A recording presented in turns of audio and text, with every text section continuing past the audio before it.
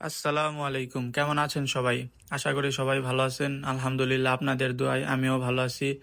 তো আজকে আমি আপনাদেরকে দেখাবো আমি সৌদি আরবে এসে সর্বপ্রথম মসজিদে নামাজ পড়ার জন্য গেছি। শুক্রবারে জুমার নামাজ, এছাড়া যতদিন নামাজ পড়ছি সবসময় রুমেই নামাজ আদায় করছি। তো প্রথমবার মসজিদে যাচ্ছি, মসজিদটা দেখবো কীরকম আর আমাদের সাথে কি হয় সব কিছুই তুলে ধরার চেষ্টা করব। আশেপাশের রাস্তাঘাট, তারপরে চলাফেরা কীরকম। তো সবাই পুরো ভিডিওটা দেখবেন, তাহলে বুঝতে পারবেন আসলে সৌদি আরবে মানুষ কীরকমভাবে জীবনযাপন করে আর মানুষ কিভাবে কি কাজ করে না করে। সব কিছুই আমি আপনাদেরকে বলার এবং তুলে ধরার চেষ্টা করব। তো চলুন আজকের পুরো ভিডিওটা শুরু করা যাক। প্রথমেই বলে নেই, আজকে হচ্ছে শুক্রবার, পবিত্র জুমার দিন। জুমার দিন আমরা সকলেই গোসল করে তারপর আমরা রেডি হয়ে নামাজ আদায় করার জন্য বের হয়ে গেছি নামাজে যাওয়ার জন্য। আমার সাথে আছে একজন নেপালি ভাই, অনেক বড়, তো সিনিয়র ভাই। ওনার পিছনে পিছনে আমি যাচ্ছি। উনি বিড়ি টানতে টানতে মসজিদে যাওয়ার জন্য রওনা হয়েছে। বিড়ি না খাইলে নাকি ওনার মাথায় ঠিক থাকে না।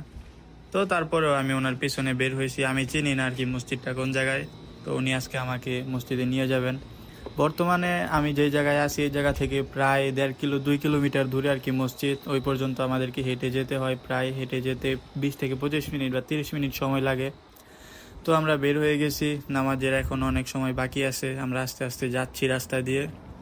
বাইরে বের হওয়ার পর এত প্রচণ্ড গরম, যেটা বলে বোঝানোর মতো না। আজকে তাপমাত্রা প্রায় 49 ডিগ্রি কাছাকাছি।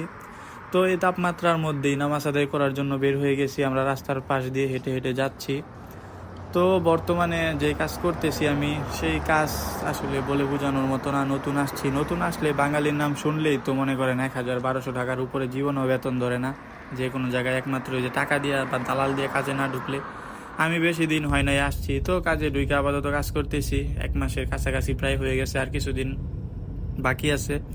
তো দেখা যাক পরবর্তীতে কি হয়, আল্লাহ তাআলা আমার কপালে কি রাখছে। তো কিছু দূর আসার পরেই একজন সৌদিয়ান আমাদেরকে দেখে ডেকে বলল, লিফট, তো চলেন আমাদের সাথে। তো মানে আরবিতে বললো, আমি তো আর আরবি বলতে পারি না।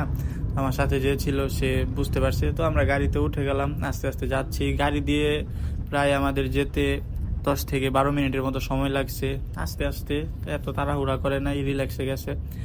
তো আমরা গাড়িতে বসে বসে যাচ্ছি। সামনে আমাদের সেই কাঙ্ক্ষিত সৌদিয়ান যে আমাদেরকে নিয়ে যাচ্ছে। আসলে সৌদিরা শুধু মসজিদে যাওয়ার সময়ই যে কোনো লোককে লিফট দেয়, মানে গাড়িতে তুলে যে চলেন আমরা নামাজে যাই বা আমার সাথে আসেন মসজিদে যাই।